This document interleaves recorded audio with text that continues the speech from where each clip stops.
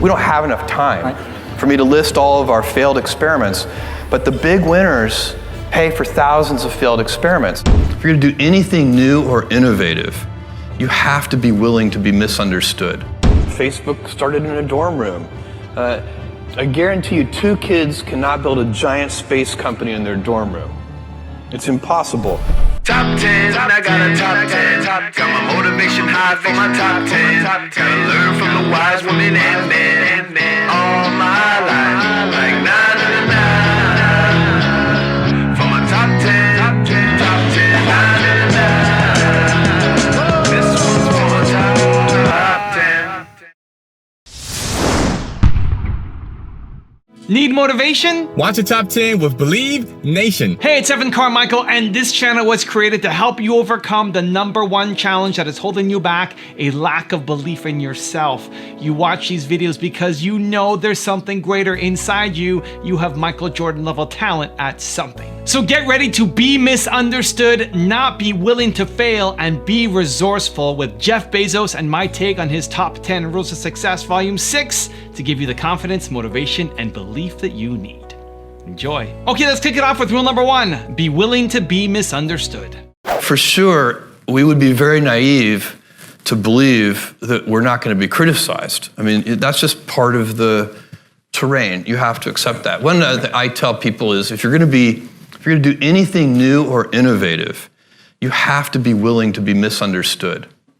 If you can't afford to be misunderstood, then for goodness sake, don't do anything new or innovative. Rule number 2, don't be afraid to fail. By the way, getting it wrong isn't that bad. That's the other thing. When we make mistakes, and we've made doozies like the Fire Phone and many other things that just didn't work out, we don't have enough time for me to list all of our failed experiments, but the big winners pay for thousands of failed experiments. So you try something like Prime, and it was very expensive at the beginning. It cost us a lot of money, because what happens when you offer a free all-you-can-eat buffet? Who shows up to the buffet first? The heavy eaters. It's scary. It's like, oh my God, did I really say as many prawns as you can eat? Oh. And so that is what happened. But surely we could see the trend lines. We could see that, all kinds of customers were coming, and they appreciated that service. Rule number 3, be resourceful. My grandparents would take me every summer, starting at age 4, every summer, kind of to give her a break, really, for the whole summer. So I'd be with my grandparents, and on their ranch in Cotulla, Texas, which is halfway between San Antonio and Laredo. We lived in Houston. And so we would make the 5-hour drive out to Cotulla. They'd drop me off, spend a couple of days there. Then they'd go back to Houston. I'd spend the summer. And I went every day to the ranch with my grandfather to help. Now, a 4-year-old boy on a ranch in South Texas is not a lot of help. But I didn't know that.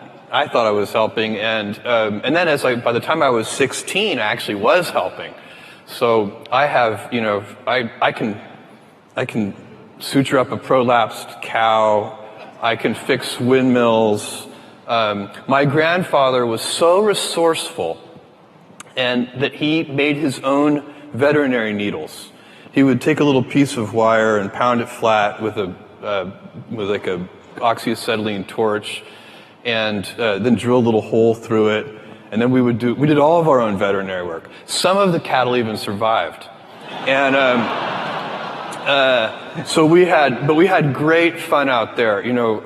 We built barns and welded things, and he bought a D6 Caterpillar bulldozer used. It was like 1955 model year for $5,000. It was completely broken. The gears were stripped, and then we spent a whole summer repairing that. And the first thing we had to do to repair it was build a crane to take the gears out of the transmission.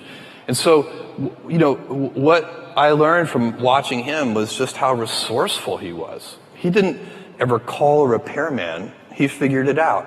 Rule number 4, earn trust. One of the reasons we have been able to extend into new business areas, and first new product categories, going way back, we just sold books, and then we started selling music and DVDs and electronics and toys and so on. And then we've extended into electronic reading with Kindle. The reason customers have been receptive in large part to our new initiatives is because we have worked hard to earn trust with them. Earning trust with customers is a valuable business asset. And if you mistreat their data, they will know. They will figure it out. Customers are very smart. You should never underestimate customers. Also, if you want to have more self-love and confidence, check out my 254 series. They're free. The links to join are in the description below. If everything has to work in 2 to 3 years, then that limits what you can do. Stress primarily comes from not taking action. If you absolutely can't tolerate critics, then don't do anything new or interesting. Rule number 5, persevere. Your stock at one point, I think, went to $100, but then it went down to $6 or something like that. At the peak of the internet bubble, our stock peaked somewhere around $113. Thanks. And then after the internet bubble, busted open, our stock went down to $6. It went from 113 to 6 in less than a year. My annual shareholder that year starts with a one-word sentence, and that one-word sentence is the word ouch. So most of those internet companies of the dot-com era are out of business. Yeah. You survived. What was it that made you to survive, and virtually the rest of them are gone? That whole period is very interesting because the stock is not the company, and the company is not the stock. And so as I watched the stock fall from 113 to 6, I was also watching all of our internal business metrics, number of customers, profit per unit, everything you can imagine, defects, etc. Every single thing about the business was getting better and fast. And so as the stock price was going the wrong way, everything inside the company was going the right way. And we didn't need to go back to the capital markets. We didn't need more money. The only reason, a financial bust like the internet bubble bursting is, makes it really hard to raise money. But, we already had the money we needed. So we just needed to continue to progress. Rule number 6, get in touch with your passions. You don't choose your passions. Your passions choose you. And I would always advise young people, actually anyone, to get in touch with what you're really passionate about. And it's a gift to have a passion. Some people are lucky they have more than one passion. They have 2 or 3. And that gives you energy. You can't force a passion on yourself. It just doesn't work. You can try, but it's unlikely to succeed. Rule number 7, build work-life harmony. This work-life harmony thing is what I try to teach young employees, actually, and senior executives at Amazon too, but especially the people come in. We're asked about work-life balance all the time. And my view is that's a debilitating phrase because it implies there's a strict trade-off. And the reality is if I'm happy at home, I come into the office with tremendous energy. And if I'm happy at work, I come home with tremendous energy. And so it actually is a circle. It's not a balance. And I think that is worth everybody paying attention to. You never want to be that guy, and we all have a coworker who is that person who, as soon as they come into the meeting, they drain all of the energy out of the room. You can just feel the energy level go, whoosh. You don't want to be that guy. So you want to come into the office and give everybody a kick in their step. Rule number 8, find supportive people. One of the precursors, one of the foundational things to being able to take risk is to have had some kind of support from somebody. You have to have some mentors. You have to have somebody who loves you. These are the kind of things that build up and allow you to kind of, jump off into uncharted terrain and do something new because you have a support system of one kind or another. And I certainly did. So for me, I just want to point out that I feel very strongly that I've won a lot of lotteries. Amazon is one of the lotteries that I've won, but I had a big lottery with my parents. My dad is a Cuban immigrant. He came here when he was 16 years old, didn't speak any English. He's a great guy. And my mother had me when she was 17 years old. So she was a pregnant 16-year-old in Albuquerque, New Mexico in high school, which was not cool. And she made it work, and her parents, my grandparents, helped her with that whole thing and made that all work. And if you don't get that kind of support somehow, it doesn't have to be your parents. Sometimes people get lucky, it's a grandparent or it's a friend or a family friend or a teacher. It can be somebody, but you need that. Somebody has to step into your life. And that's a lottery that I suspect a lot of people in this room have also won, just like me. Rule number 9, do what works for you. I get up early. I go to bed early. I get up early. I like to putter in the mornings. I like to read the newspaper. I like to have coffee. I like to have breakfast with my kids before they go to school. So I have my kind of puttering time is very important to me. And so that's why I set my first meeting for 10 o'clock. I like to do my high IQ meetings before lunch. Like anything that's going to be really mentally challenging, that's a 10 o'clock meeting. And because by 5 p.m., I'm like, I can't think about that today. Let's try this again tomorrow at 10 a.m.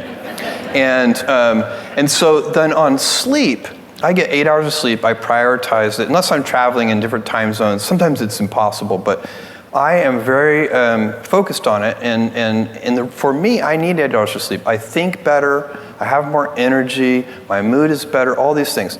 And rule number 10, the last one before a very special bonus clip, is have a bigger vision. I'm taking my Amazon lottery winnings and I'm converting them into reusable rocket vehicles so that we can lower the cost of access to space. Because right now the price of admission to do interesting things in space is just too high.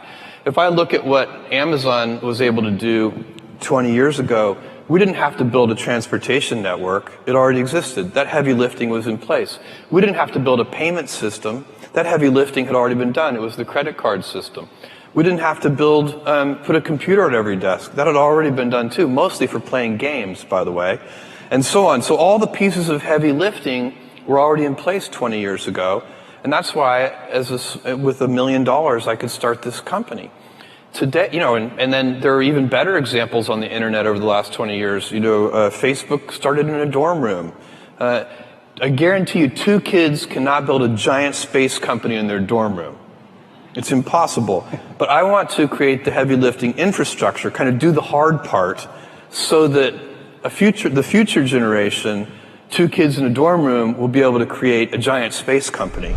Now I have a special bonus clip from Jeff on how to have role models that I think you're going to enjoy. But before that, it's time for the 3-point landing questions. Let's go from just watching a video to taking action. Here we go. Question number 1, what is your bigger vision? Number 2, how can you find more supportive people for your life? And number 3, what does work-life harmony look like for you? And if you like this video and promise to take action after watching it, we don't just watch videos, we do something. Give me a hashtag believe in the comments and then keep that promise to yourself and get to work. I have been a Warren Buffett fan. In the business realm, I've been a Warren Buffett fan since my early 20s. I read the things he writes. So he's a very big fan. I think kind of CEOs today out there that I like, again, in the business realm.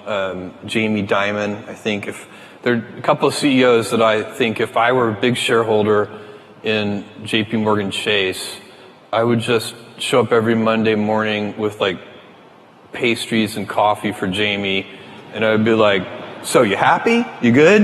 Because I think he's a terrific executive in a very complicated company.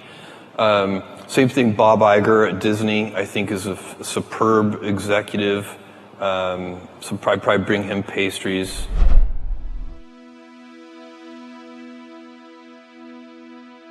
If you want to see the top 10 I did on Jack Ma, check the video right there next to me. I think you'll enjoy it. Continue to believe, and I'll see you there. When I graduated from universities, and before for 3 years I tried to fill in the universities. So I applied jobs.